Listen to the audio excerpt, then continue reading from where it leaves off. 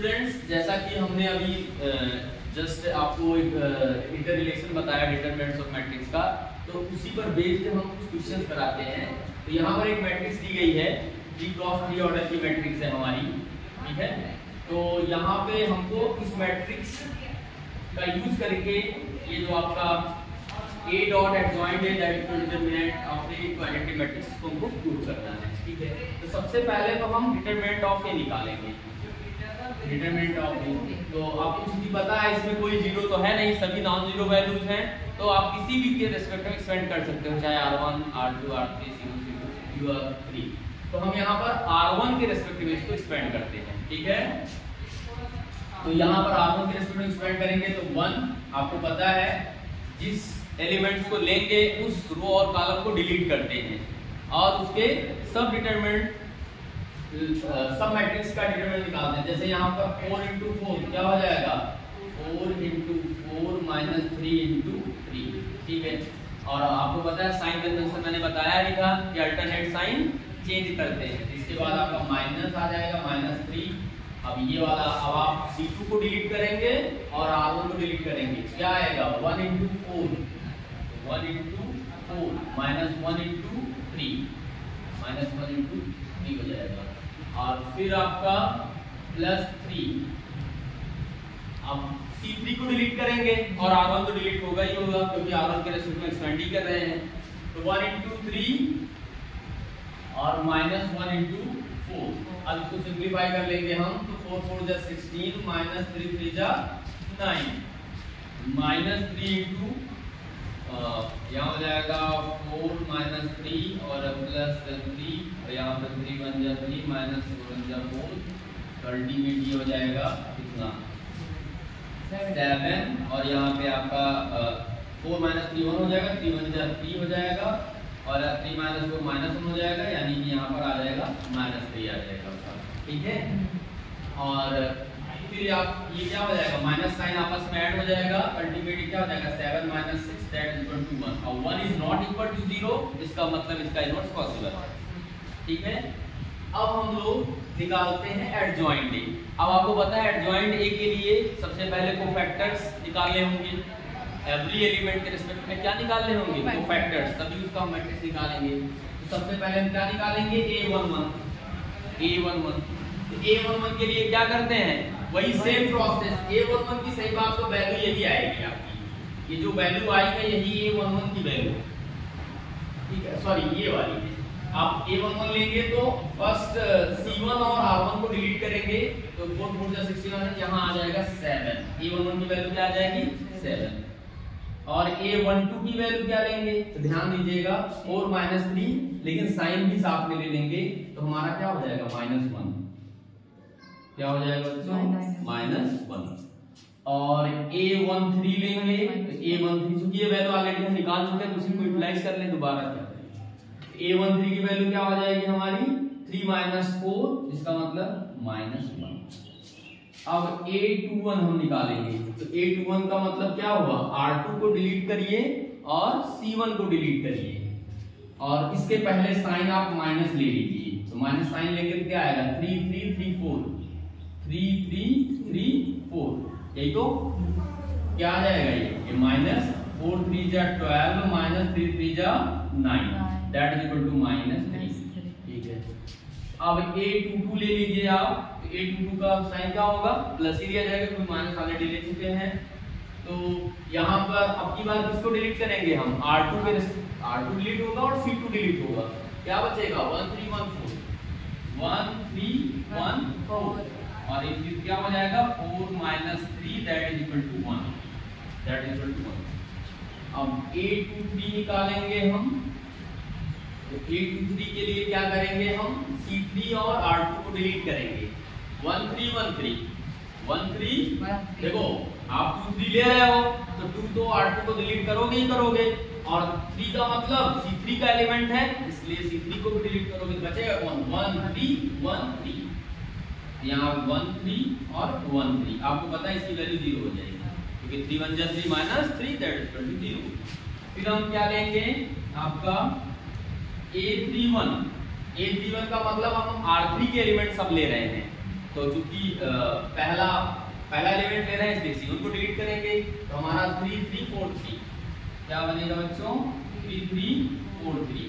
अच्छा साइन की बात अगर लिया जाए कि यहाँ माइनस था और यहाँ आपका प्लस आया, प्लस में साइन चेंज नहीं होता, और फिर यहाँ माइनस आया, जीरो के पहले प्लस माइनस तो कोई मतलब नहीं होता, ठीक है। और ये a31 प्लस ही होगा क्योंकि आपका a21 माइनस है, a31 क्या होगा प्लस होगा, ठीक है। ये हमारा क्या हो जाएगा 3 3 जा 9 माइनस 4 3 जा 12 और फिर क्या आ जाएगा -3। देखो साइन वाला कन्वेंशन के लिए आप डाउट में मत रहिएगा, साइन कन्वेंशन मैंने पहले ही बताया plus minus plus minus plus minus plus minus plus, आपको कोई डाउट नहीं है, पहले आप वैल्यूज निकाल लो और बाद में साइन एक साथ में भी आप बदल सकते हो। और अगर हम साइन का यूज करके वैल्यू निकालते हैं तो उनको हम क्या बोलते हैं कोफैक्टर्स, अगर विदाउट साइन केवल वैल्यू निकालते हैं तो उनको क्या बोलते हैं माइनर्स बोलते हैं, क्या बोलते हैं माइनर्स, ठीक है।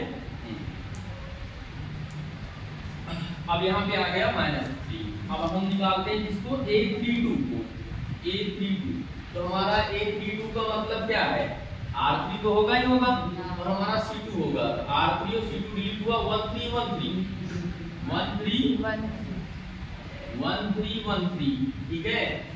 तो ये 0 हो जाएगा, हमारा a32 क्या हो जाएगा 0। फिर हमारा क्या लेंगे a33 का मतलब C3 डिलीट होगा और R3 डिलीट होगा, ये तो क्या हो जाएगा 1 3 1 4 1 3 1 4 और ये आ जाएगा 4 1 जा 4 -3 और दैट इज इक्वल टू 1। लेकिन ध्यान देना साइन कन्वेंशन, यहाँ 0 तो हो ही गया था आपका a23 और a31 ये आपका प्लस ही आया और a32 माइनस होगा तो 0 पहले माइनस कोई मतलब नहीं है और a33 हमारा प्लस होगा, कुल मिला के हमारा आ गया। अब हम लोग क्या बनाते हैं कोफैक्टर ऑफ a, अब इन सारे वैल्यूज का यूज करके हम कोफैक्टर ऑफ a बनाएंगे। तो कोफैक्टर a क्या बनेगा ये हमारा, अब a11 7 a12 -1 a13 -1 a21 की वैल्यू -3 a22 की वैल्यू 1 a23 की वैल्यू 0 a31 की वैल्यू कितना बच्चों a31 की वैल्यू -3 a32 की वैल्यू कितना है 0 a33 की वैल्यू कितना है 1। तो इस तरह से हमको क्या मिल गया कोफैक्टर ऑफ a। अब हम इसका ट्रांसपोज ले लेंगे तो हमको एडजॉइंट मिल जाएगा। तो कुल मिला के दिस इंप्लाइज दैट एडजॉइंट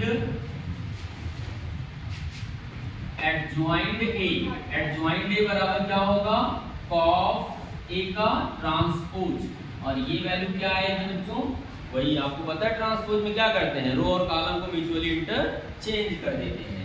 तो हम C1 को R1 बना दे रहे हैं, तो C1 हमारा क्या है 7 -3 -3, तो ये हमारा R1 बन गया 7 -3 -3।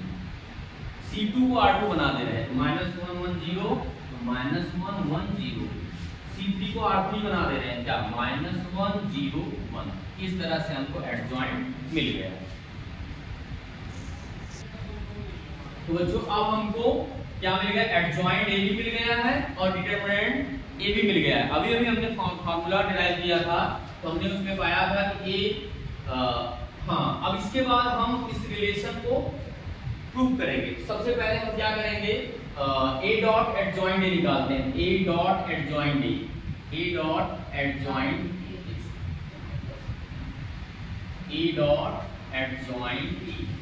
a की वैल्यू क्या है 1 3 3 1 4 3 1 3 4 और एडजॉइंट a की वैल्यू अभी भी हमने निकाला 7 -3 -3 -1 1 0 और -1 0 1। अब इन दोनों का प्रोडक्ट करिए। प्रोडक्ट रूल आपको तो आता ही है, क्या करते हैं फर्स्ट मैट्रिक्स के रो को दूसरी वाले प्रोडक्ट मैट्रिक्स के कॉलम से मल्टीप्लाई करते हैं, फर्स्ट कॉलम यानी कि ये ऐसा करते हैं ना। करिए आप 1 into 7 क्या हो जाएगा 7 3 into -1 -3 3 into -1 -3, ठीक है।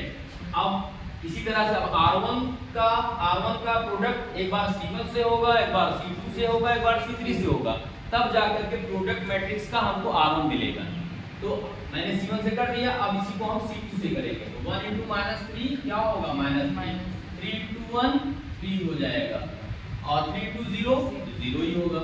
अब C3 से करते हैं, तो 1 × -3 क्या हो जाएगा? -3। 3 × 0 0 हो जाएगा, 3 × 1 3 हो जाएगा। ठीक है, ये हो गया, R1 का कंप्लीट हो गया।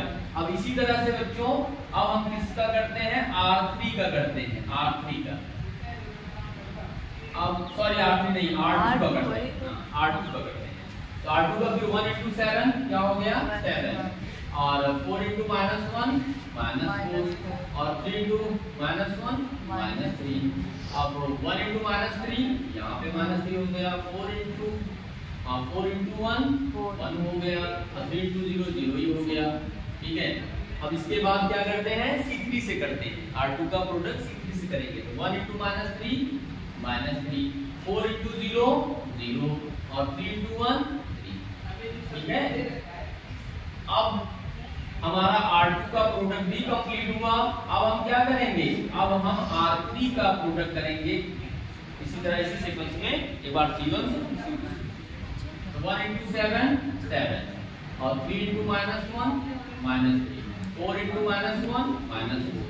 अब इसी तरह से C2 से करेंगे, 1 × -3 -3, 3 × 1 3। ठीक है, अब 4 × 0 करेंगे तो 0 ही हो जाएगा। सेकंड ऊपर उसके ऊपर। तो बच्चों इसका हम R2 से करते हैं, तो 1 × -3 -3, 3 × 1 3 हो गया, 4 × 0 0 हो गया। अब हम C3 से करेंगे, तो 1 × -3 क्या हो गया? -3, 3 × 0 0 हो जाएगा, और 4 × 1 4 ही हो जाएगा।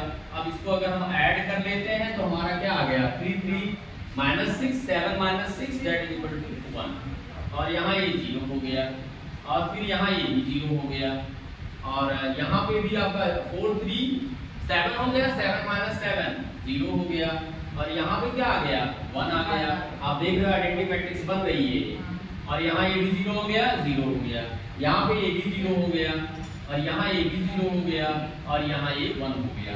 तो आप देख रहे हो यहाँ पे आइडेंटिटी मैट्रिक्स आपको बन रही है।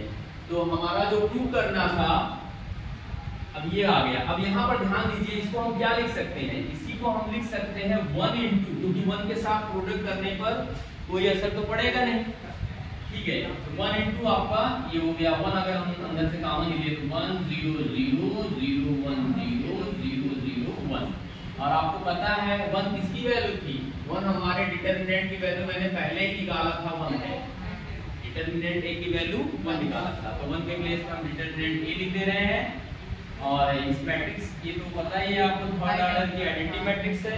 इस तरह से हमारा RHS आ गया, हमारा RHS आ गया। एक पार्ट हमारा प्रूव हो गया। अब दूसरे पार्ट के लिए बच्चों हम लोग एडजॉइंट का यूज करेंगे, और फार्मूला मेथड से हम A इनवर्स निकालेंगे। तो फार्मूला मेथड से A इनवर्स हम निकालते हैं, क्या लिखते हैं? A इनवर्स बराबर adjoint A upon determinant of A। पता है डिटरमिनेंट A क्या है? 1 ही है, तो 1 से डिवाइड करने को कोई असर तो पड़ेगा नहीं। तो आपका एडजॉइंट A हमारा कितना निकला था? 7 -3 -3 और -1 1 0 -1 0 1। अल्टीमेट यही हमारा इनवर्स हो गया, यानी कि A इनवर्स जो हमारा एडजॉइंट A आया है, यही अल्टीमेट हमारा क्या हो गया? A इनवर्स हो गया। इस तरह से बच्चों आपको दोनों रिजल्ट्स मिल गए, प्रूफ का रिजल्ट भी मिल गया और हमारा A इनवर्स की वैल्यू भी आ गई। तो उम्मीद करते हैं कि ये क्वेश्चन वैसे बहुत अच्छा क्वेश्चन है, कई बार बोर्ड में आया हुआ है, तो आपको अच्छे से समझ में आया होगा।